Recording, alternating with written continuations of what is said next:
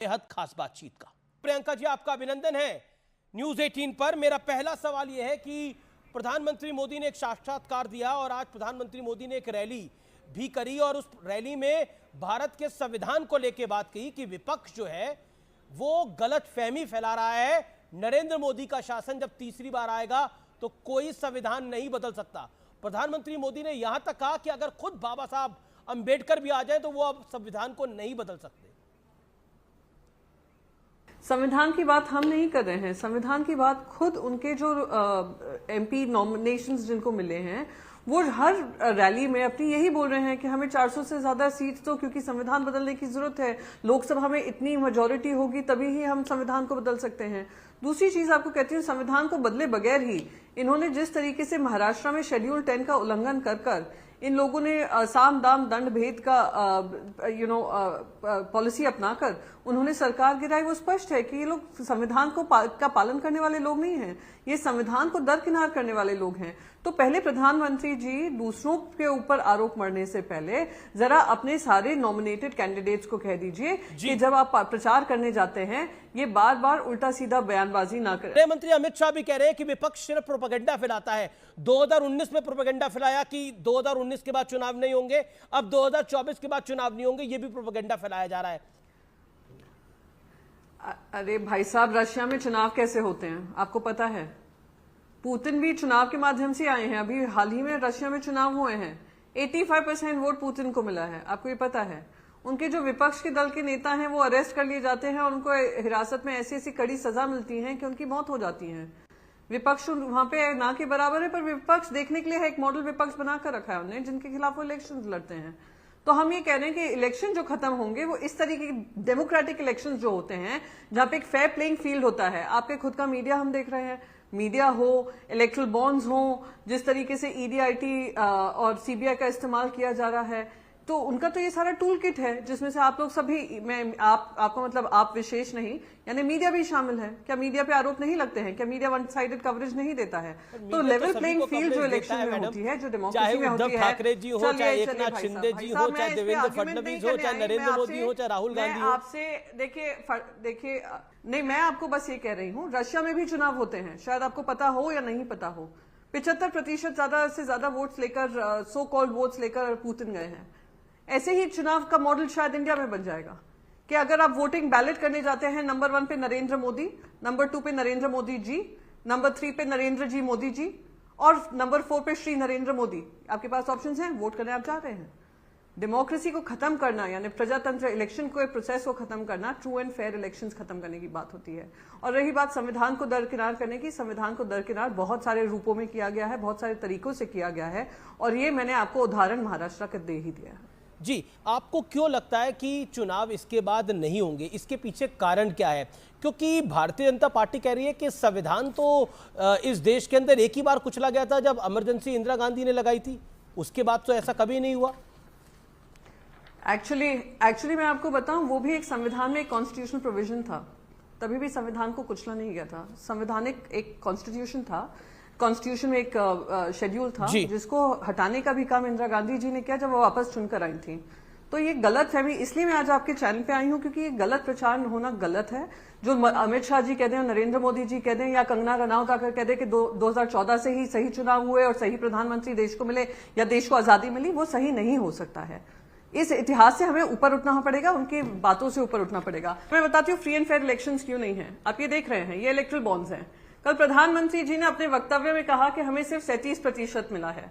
अब ये देखिए, आप आंकड़ा देख रहे हैं, 11,450 करोड़ के इलेक्ट्रल बॉन्ड्स हैं जिसमें से आप बीजेपी का हिस्सा देख सकते हैं। इसलिए मैं ग्राफ लेकर आई सो दैट आप समझ सकें। 6,566 करोड़ का किसको मिलता है? भारतीय जनता पार्टी को मिलता है। बाकी अन्य दलों को आप देख सकते हैं कितने भी साइजेस में मिला हो, पर लायंस शेयर जो है भारतीय जनता पार्टी को मिला है। मैं इसलिए बोल रही हूं क्योंकि इन्वेस्टिगेशन एजेंसीज की आप बात करते हैं तो मुंबई नॉर्थ वेस्ट के हमारे शिवसेना के कैंडिडेट हैं, उनका नाम है अमोल कीर्तिकर जी। आप पढ़ सकते हैं हेडलाइन क्या कहती है, ED summons for Amol Kirtikar 9 AM, named as candidate 10 AM। ED summons for Amol Kirtikar 9 AM, named as candidate 10 AM, ED comes calling. तो आप ये देख सकते हैं किस तरीके से इलेक्शन को आप फ्री एंड फेयर, इसलिए मैं बार बार बोले जा रही हूँ फ्री एंड फेयर इलेक्शन। आप कह रही हैं लेवल प्लेइंग फील्ड नहीं है चुनाव के अंदर। अब आप ये देखिए, आप ये देख रहे हैं 2024 से 25 opposition leaders Bharatiya Janata party के खेमे में पहुंचे हैं, 23 की सारी कार्रवाई उनके ऊपर से रुक गई है। अब एक और चीज दिखाती हूं, ये जो इलेक्ट्रल बॉन्ड्स का आपने देखा, 26 कंपनियां जो हैं जिनके ऊपर ईडी, आईटी, सीबीआई का आरोप लगा था, उन्होंने erectile bonds Bharatiya Janata party को दिए हैं। तो लेवल प्लेइंग फील्ड क्या होती है, वही मैं आपको बोलना चाह रही थी। लेकिन फिर एक सवाल खड़ा होता है, पर जैसे मैंने एक सवाल खड़ा होता है कि अभी हाल ही में विधानसभा चुनाव हुए थे जिसके अंदर डायरेक्ट फाइट थी बीजेपी और कांग्रेस की, जिसमें मध्य प्रदेश था, राजस्थान था, छत्तीसगढ़ था। हमने उन चुनावों में भी देखा कि भारतीय जनता पार्टी की वहां पर जीत हुई। क्या आपको लगता है कि वो जो बीजेपी ने 3 राज्यों में इलेक्शन जीते वो बीजेपी की जीत नहीं थी? और हमने हिमाचल में कांग्रेस को जीतते हुए देखा, कर्नाटक में कांग्रेस को जीतते हुए देखा। तो ऐसा नहीं है कि इस देश के अंदर एक ही पॉलिटिकल पार्टी चुनाव जीत रही है, बाकी पॉलिटिकल पार्टीज भी जीतती है, जिसका मौका होता है वो जीत जाता है। इसीलिए हम मैं आपको, आपने बहुत अच्छा उदाहरण दिया, आपने हिमाचल प्रदेश का कहा। हिमाचल प्रदेश में फिर राज्यसभा चुनाव में क्या हुआ आपने देखा ना। आप लोग जिस चीज को चाणक्य नीति कहते हैं ना, उसको सही मायने में सही शब्द जो है हॉर्स ट्रेडिंग है। धन बल के आधार पे आप लोगों की जो नियत है उसको खत्म करने की, और जिस ईमान से वो जीत कर आए हैं उस ईमान धर्म को भी बेच खाने की। तो हिमाचल प्रदेश में जो माहौल है वो मैं महाराष्ट्र पे आ जाती हूँ। चलिए, महाराष्ट्र में पोस्ट पोल एक नया अलायंस बना, उस समय आपके पास सीट्स नहीं थी, आपने विपक्ष का रोल निभाया। क्या आप 5 साल भी विपक्ष में रह पाए? आपने तोड़ मरोड़ कर आपने सरकार बना ली है। सरकार खुद, सुप्रीम कोर्ट ने क्या कहा है? सुप्रीम कोर्ट ने कहा है ये इलीगल और अनकॉन्स्टिट्यूशनल है, फिर भी वो सरकार कायम है, चली रही है। यानी सुप्रीम कोर्ट की भी सुनवाई को, डिसीजन को आपने दरकिनार किया हुआ है, क्योंकि आप जानते हैं आपके पास सत्ता है। अब रही बात इलेक्शन जीते हैं, इलेक्शन हारे हैं, तो वही तो हम कह रहे हैं 2024 में इनको आने दीजिए, शायद वो भी प्रोसेस खत्म कर देंगे। 1 नेशन 1 इलेक्शन की बात शुरू हुई है, कहीं वहीं से जो परिवर्तन लाना है संविधान में उसी के माध्यम से ले आएंगे। मैं फिर से आपको दोहरा रही हूँ जी, पॉलिटिकल पार्टीज को खत्म करने की बात नहीं कर रही हूँ।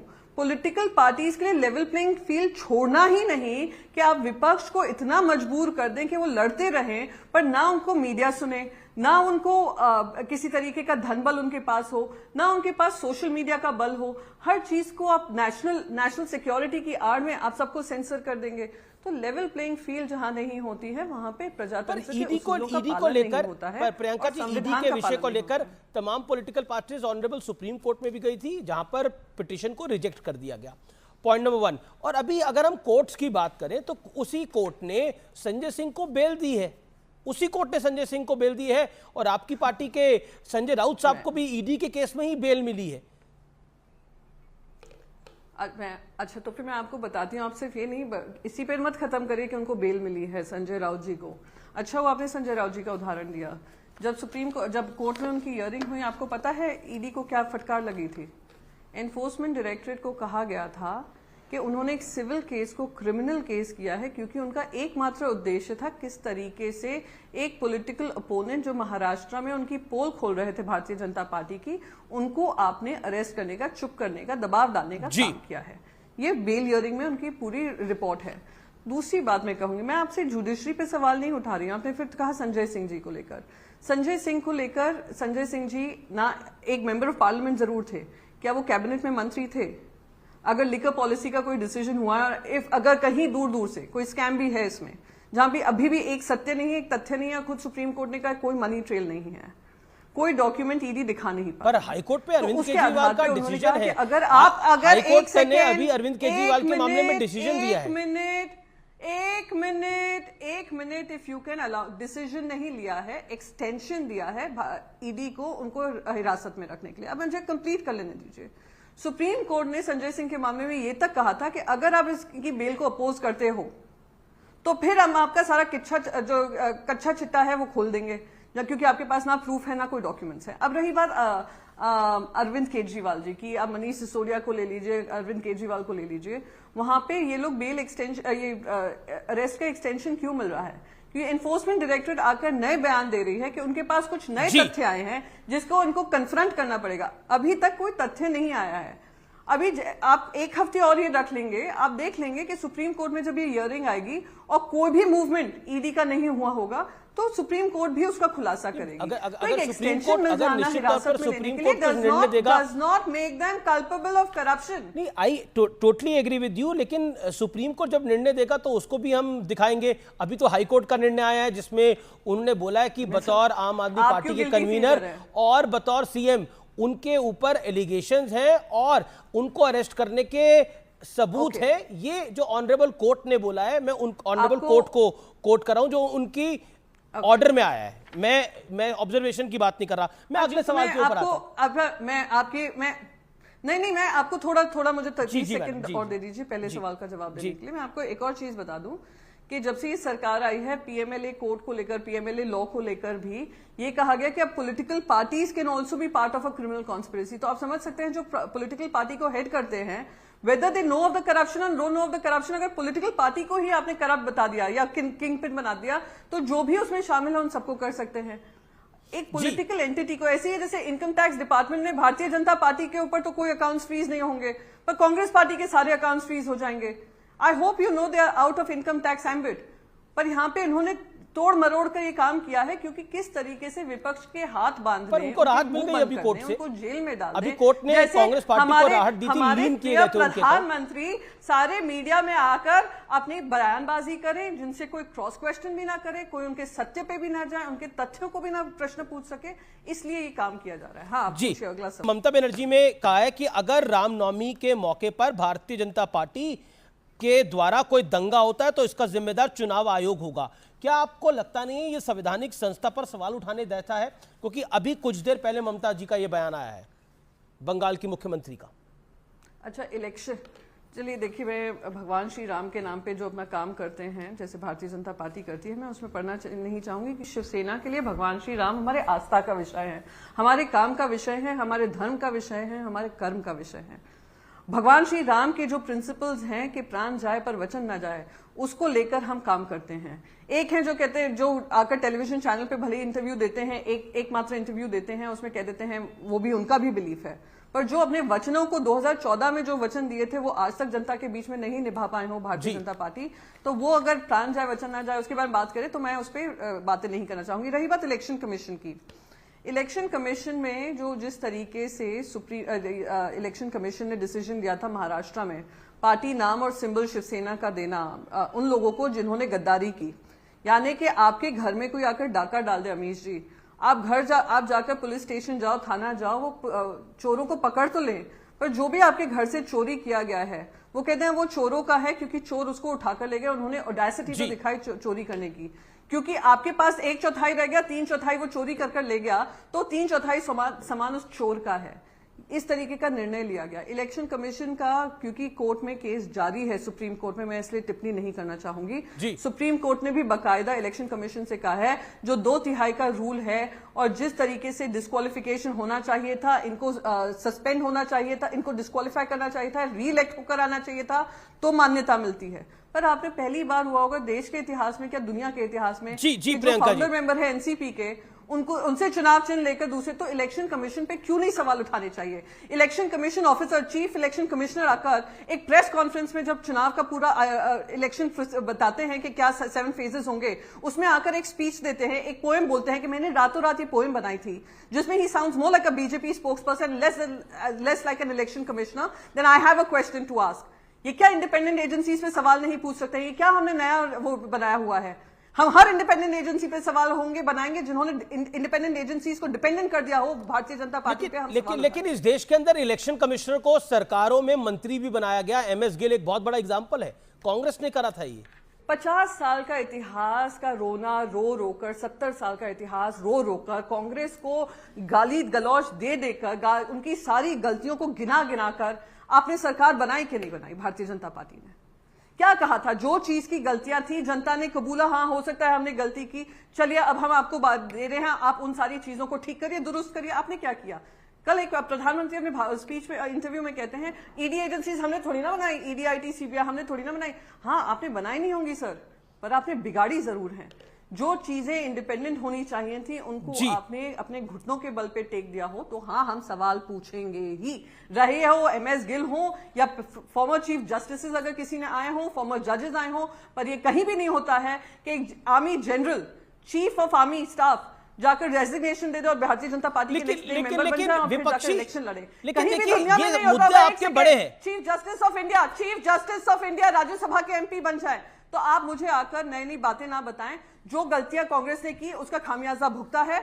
आप एक नया इतिहास रचने आए थे, अगर आप वही रिपीट करके व्हाट अबाउट एक सवाल मेरा सवाल पूछूंगी। जिस तरह से कांग्रेस पार्टी को कई नेता छोड़ के गए हैं, गौरव वल्लभ ने छोड़ा है, एक रोहन गुप्ता है उन्होंने छोड़ा है, आचार्य प्रमोद कृष्णम ने भी को निकाला है कांग्रेस पार्टी ने, संजय निरुपम को भी निकाला है कांग्रेस पार्टी ने, और कई लोगों ने सनातन विरोधी होने का आरोप लगाया है। आप खुद कांग्रेस में रही हैं, आप कैसे देखती हैं इसको? कि मेरे कार्यकाल में कोई भी ऐसा सनातन विरोधी काम नहीं हुआ होगा या सनातन विरोधी सोच नहीं देखी होगी। पर अब ये लोग जो आरोप गया होगा कि यहाँ नहीं जाना है, वहां नहीं जाना है। अब मुझे देखिए जो जा रहा है, किस कारणवश जा रहा है, चाहे वो आचार्य प्रमोद कृष्णम जी हो। आचार्य प्रमोद कृष्णम जी, मुझे नहीं लगता उनका कोई पॉलिटिकल डेजिग्नेशन था पार्टी में, संगठन में। क्या वो कोई पदाधिकारी थे? वो प्रियंका गांधी के एडवाइजर थे जो कि और CWC और अच्छा, मुझे आप एक नहीं आप no I am sorry, let me correct you one second your. क्या कोई ऐसा आपके पास प्रूफ ये लेटर है जहां पे उनको political adviser to Priyanka Gandhi बनाया गया था? एक कागज था। और आप लोग टेलीविजन मीडिया चैनल्स बोलते हैं, आप मुझे वो लेटर दिखा दीजिए जो AICC से प्रकाशित हुआ होगा या UPCC से प्रकाशित हुआ होगा या प्रियंका गांधी जी के लेटर हेड पे हुआ होगा। आप एक राजनीतिक पक्ष की एक महिला जनरल सेक्रेटरी हैं, उनको पॉलिटिकल खुद हैं, उनको पॉलिटिकल एडवाइजर की जरूरत होगी आचार्य जी में? मैं देखिए, मेरा उनके लिए पर्सनल रिगार्ड बहुत है जी, पर अगर कुछ आरोप लगते हैं, मैं यहाँ पे कांग्रेस की प्रवक्ता नहीं हूं, पर मैं ये जरूर कहना चाहूंगी कि हो सकता है उनके आरोप को कहीं ना कहीं हो, कुछ उनको फीलिंग हो, सेंटिमेंट हो, जिस वजह से उन्होंने कारण चुने हैं और लोग निकले हैं। पर ये कहना कि वो कि इस वजह से ही वो निकले हैं, मैं मानती हूं कि कहीं ना कहीं उसमें गलत है। और जो कमियां हैं, आप कमियां रहकर पार्टी में बताइए, जरूर बताइए, करिए, जैसे ठीक लगे करें। सबकी अपनी जिंदगी है। संजय निरुपम ने एक आपके कैंडिडेट शिवसेना के कैंडिडेट अपना बता दिया जी, शिवसेना के कैंडिडेट को संजय निरुपम ने खिचड़ी चोर कहा है, जो खुद मुंबई नॉर्थ में जब खड़े हुए थे उन्होंने कांग्रेस पार्टी का लूजिंग मार्जिन बढ़ाया हो। नॉर्थ वेस्ट में आकर गुरुदास कामत जी के ऊपर उन्होंने अपनी पार्टी से कहा कि मुझे वो सीट दी जाए और उसका भी लूजिंग मार्जिन बढ़ाया हो। पिछले 10 साल से चुनाव हारे हों, शिवसेना में 2 बार राज्यसभा बने, फिर शिवसेना के बारे में उन्होंने अनर्गल बयानबाजी की है। तो वो आदमी जो किसी का सगा नहीं हो सकता है, वो अपनी जनता का क्या सगा होगा? तो मैं ज्यादा इस पे बोलना नहीं चाहूंगी, पर हाँ, ये हेडलाइन जरूर आपके सामने है जी। और खुद अमोल कीर्तिकर के जो फादर हैं, एक सेकंड लास्ट बोलना चाहूंगी, अमोल कीर्तिकर के जो फादर हैं गजानन कीर्तिकर, जिन्होंने संजय निरुपम को धूल चटाई थी, पर वो अभी दूसरी सेना में हैं, वो एकनाथ शिंदे के साथ हैं। उन्होंने खुद ने आकर कहा है कि भारतीय जनता पार्टी जिस तरीके से ईडी का मिसयूज कर रही है, जो उनके खुद के शिवसेना के अपने आप को जो शिवसैनिक बताते हैं, मिंडे सेना के जो लोग हैं, उन पे अपना हुक्मरान जमाती है, थोड़ा उसको नियंत्रण में लाया जाए। वो खुद अलायंस में है बीजेपी के साथ, बड़ी बात आप कह रही हैं, इलीगल अलायंस में है बीजेपी के साथ।